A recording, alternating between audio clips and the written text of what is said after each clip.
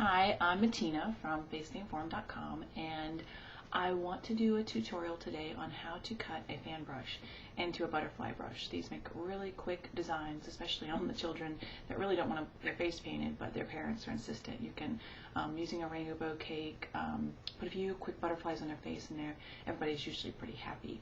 So it's pretty simple, and I'll just adjust the camera, and then I'll show you how to do it, okay?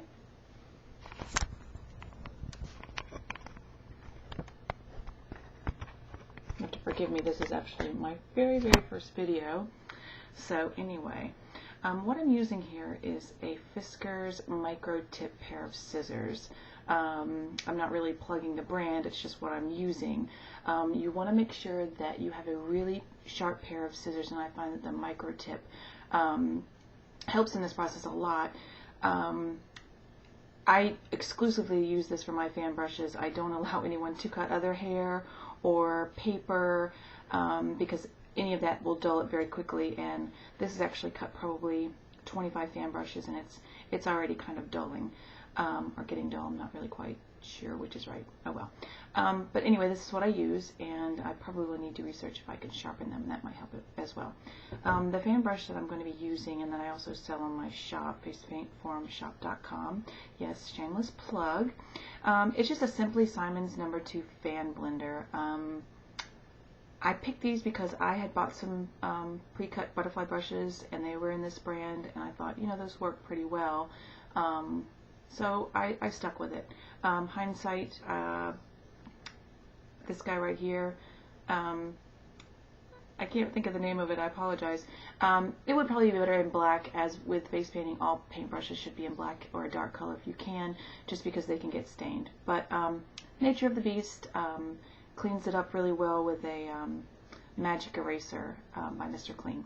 Anyway, so let's get started. I've talked enough. Okay, essentially what you want to do is you want to decide in your mind what kind of a design you're going for. I'm just going to do a very simple basic design. Don't ever be afraid of this. I know a lot of people are going to be afraid of ruining their brush, but just keep in mind that even if you make a mistake, you're still going to have a unique creation, and it's pretty hard to mess these up, I think. I mean, unless you totally cut here, which why would you ever? So just to do a really simple one, I'm going to actually make the top and the bottom wing kind of equal. So I'm just going to start off by cutting a V shape right here in the middle. And I want to cut a little bit from each side first, because you can keep taking more off, but you obviously cannot put the brushes back on. And as I said, this is getting a little dull, so it's not cutting as nice and clean as I'd like it, but it's not too bad. So you can kind of see here I have just cut out a basic V, and when you're finished you can go back in and clean up any loose bristles, but there again, unless you're really selling them and they have to be perfect, you don't really need to. I want to get a rounded top on both the bottom and the top wing, just because that's what most people envision as a butterfly brush. So I'm just going to kind of snip off just a little bit of that corner on both sides, and then kind of reevaluate from there. So I'm snipping off just the top. So if you look, you can kind of see it starting to take shape. Then I'm going to go in and kind of snip off the corner edge of these two guys here. So there again, reevaluating, I'm kind of looking and thinking, well, this probably should take a little bit more off right here, so I'm going to kind of do that. I'm going to take a look at it. Snip, snip. This is actually kind of fun.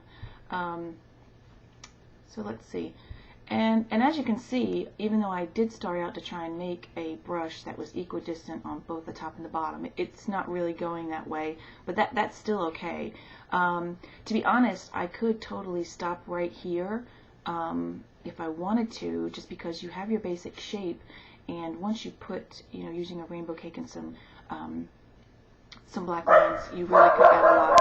I apologize, that's my dog's barking in the background. She's a little crazy. So I am just going to make the top wing a little bit more rounded, because I kind of like that. snipping off more of these sharp corners. That's not so bad. And then I might snip down a little bit here and then snip there. And I probably want to make this a little bit deeper just to define these wings just a little bit more.